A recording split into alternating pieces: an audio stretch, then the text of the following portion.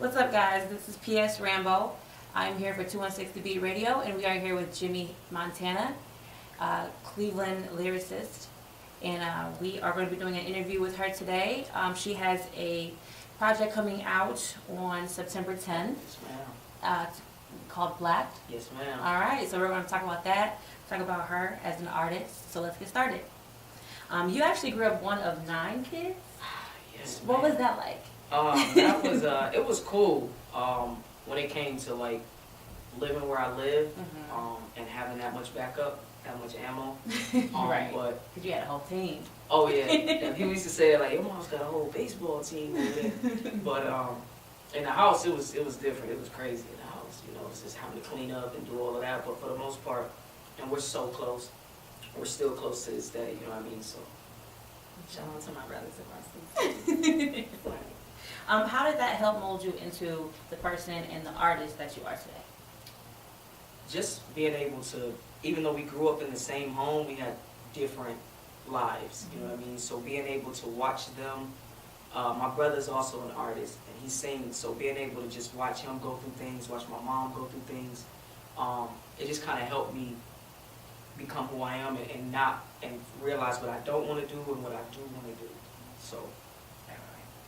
All right, and how old were you actually when you decided to start pursuing a career in music? I was probably like 13 for real. Okay. Yeah. I just recently started taking it serious though, probably about 6 years ago. Okay. But when I was 13, I was just doing it just for fun, you know, for the lady. And what were those early years of the 13, 14 when you weren't really taking it seriously, then that transition into really going into go mode? What was that like for you? When I first started, it was. I mean, it's somewhat like how it is now. It was a lot of love, but growing up where I grew up at, it wasn't a lot of support. So once I transitioned and started taking it serious, and the internet helped a lot too. So the transition was nice. I'm still transitioning though. I'm still growing. I'm still still learning a lot, but it wasn't that hard. No. It wasn't that hard. Did you go through what I call like a musical identity crisis? Like when you first started really trying to find who you were, your sound, not getting lost in every other sound in the city. Did you go through that? Definitely. I just recently found myself. Okay. So yeah, it took a while, especially when you're growing up in a certain environment, and then you're no longer in that environment, and everything is cool. It's kind of hard to. I like to say when you're putting out certain type of music, and you try to transition. I was putting out angry music at first, and then I transitioned and put out more happy, positive music. It was hard. I lost a lot of people because they were so used to who I was, not who I become. So, yeah, definitely. What triggered that transition and from angry music to happier music and more upbeat music? Just my lifestyle. Life? Yeah. Yeah, I changed my life. I'm no longer living how I used to live anymore, and I'm actually at peace. So, my music, I would like for it to reflect that. Whatever I'm doing, whatever lifestyle I'm living, I like for my music to be just as true, to my lifestyle as I am. Right. So, right. Yeah. Definitely. So do you think that, because you are part of the LGBT community, do you think that being part of that, your music gets stereotyped a bit, especially being in Cleveland where things can be very limited?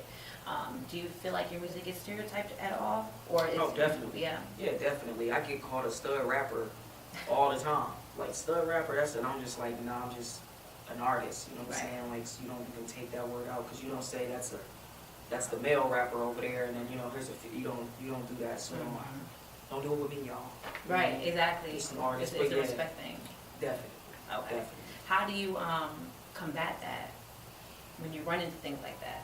Oh, to be honest, depending on my environment and where I am, it is what it is. If that's how you feel, if that's the way you think, then, I'm not even going, I'm going to just keep it moving. I'm going to say thank you and keep it moving, yeah. That's beautiful. Well, thank you. You're welcome. Okay, so you've opened for Bone Thugs and Harmony, fellow female rapper Saya.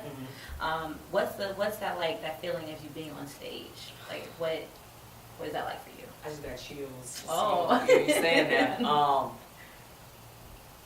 It's just a release, you know, and usually I'm extremely, like, I have really, really bad anxiety.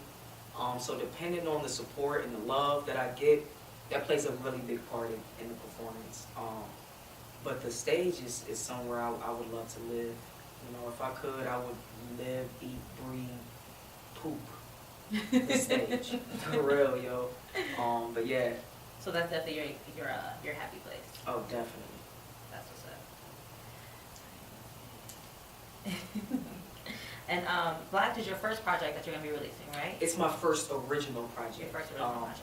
My first, I had a mixtape drop about 5 years ago called Hello World. But Black, the EP, will be my first original piece. Okay. Yeah. How did you come up with that name? Just everything that's going on in the world today, as far as with Black people and, you know, the whole racism and, you know, police brutality. I wanted to name it something that's going to reflect what's happening nowadays. Okay. And it's super Black. I was gonna say, what can we expect from that project? Is it gonna be super Black? It's gonna be so cultured. Like, yeah, it's gonna be Black, and I'm just gonna touch on a lot of topics about just everything that's going on, things that happened before, you know, with our ancestors and everything. So it's gonna be a real cultured album. Okay, definitely. Well, EP. I'm sorry, guys. It's an EP, okay. Yeah. I didn't know what to call it. I'm like, I don't know if it's like a mixtape, but The project is cool too. Yeah.